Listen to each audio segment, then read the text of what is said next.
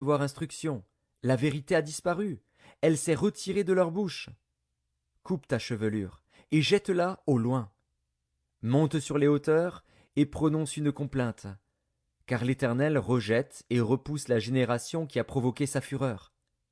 Car les enfants de Juda ont fait ce qui est mal à mes yeux, dit l'Éternel. Ils ont placé leurs abominations dans la maison sur laquelle mon nom est invoqué, afin de la souiller. Ils ont bâti des hauts lieux à Tophet, dans la vallée de Ben-Hinnom, pour brûler au feu leurs fils et leurs filles. Ce que je n'avais point ordonné, ce qui ne m'était point venu à la pensée. C'est pourquoi voici, les jours viennent, dit l'Éternel, où l'on ne dira plus Tophet et la vallée de Ben-Hinnom, mais où l'on dira la vallée du carnage. Et l'on enterrera les morts à Tophet par défaut de place. Les cadavres de ce peuple seront la pâture des oiseaux du ciel et des bêtes de la terre, et il n'y aura personne pour les troubler.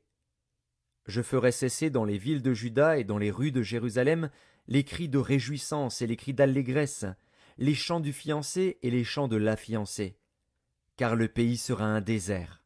Jérémie, chapitre 8.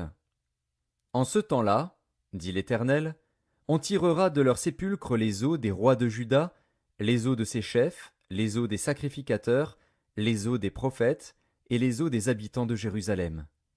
On les étendra devant le soleil, devant la lune, et devant toute l'armée des cieux, qu'ils ont aimés, qu'ils ont servi, qu'ils ont suivis, qu'ils ont recherchés, et devant lesquels ils se sont prosternés.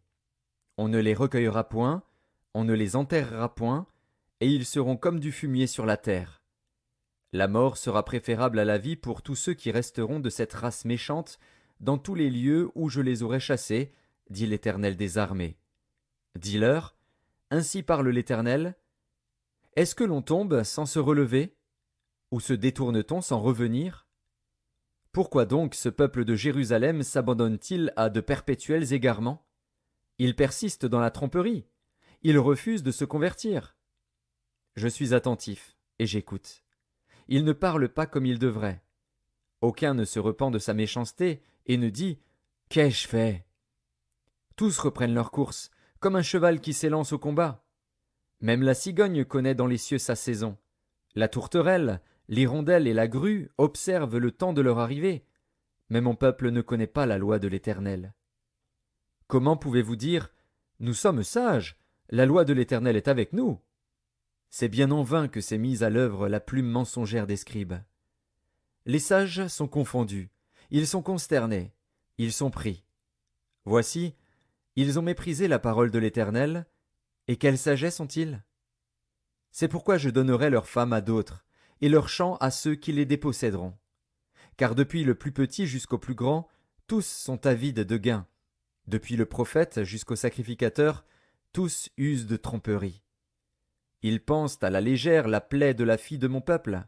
Paix, paix, disent-ils, et il n'y a point de paix.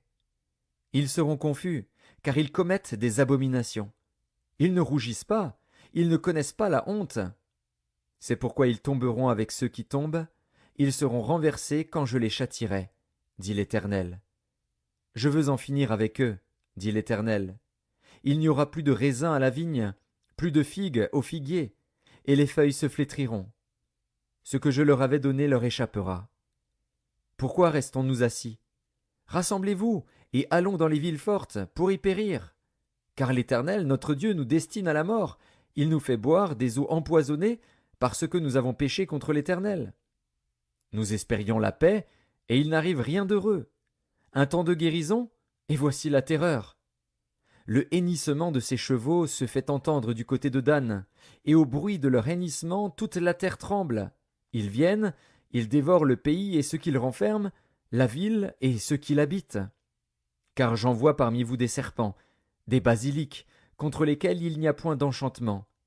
Ils vous mordront, dit l'Éternel. Je voudrais soulager ma douleur. Mon cœur souffre au-dedans de moi. Voici les cris de la fille de mon peuple retentissent sur la terre lointaine. L'Éternel n'est-il plus à Sion? N'a-t-elle plus son roi au milieu d'elle?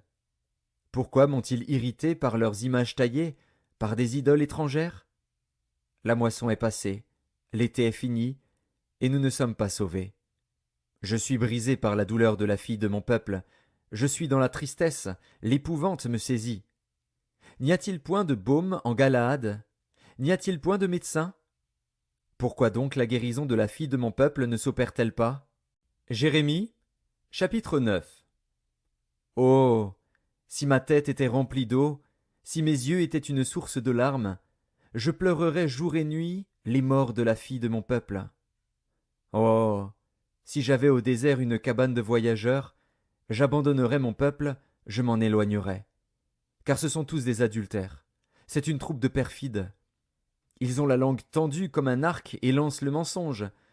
Ce n'est pas par la vérité qu'ils sont puissants dans le pays, car ils vont de méchanceté en méchanceté, et ils ne me connaissent pas, dit l'Éternel.